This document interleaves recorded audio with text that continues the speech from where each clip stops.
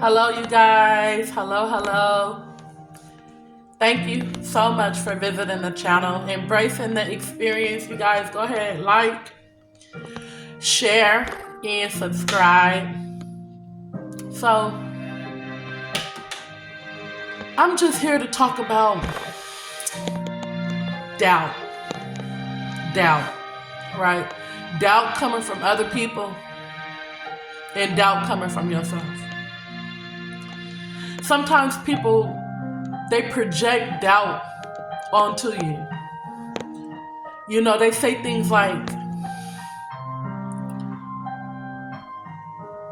you can't do this, you can't do that, you won't do this won't happen for you, you won't be successful, right? And it will even make you feel like what you're doing isn't good enough. What you're doing is not working.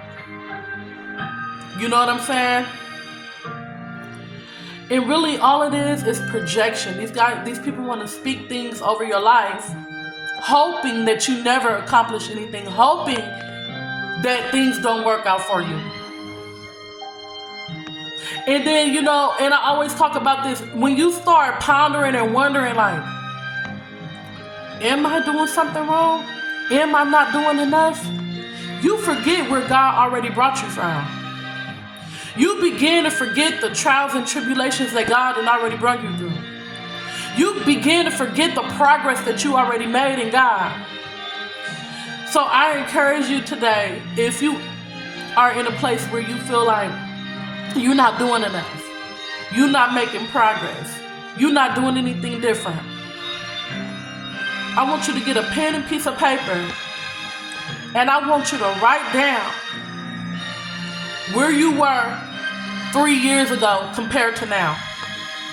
I want you to write down the different areas in your life where you know you've improved, where you know God has changed you in, where you know you've leveled up in. I don't care what it is. Because the moment you begin to write down, hey, 3 years ago I used to do this, I don't do that no more. 3 years ago I was here, I'm here now.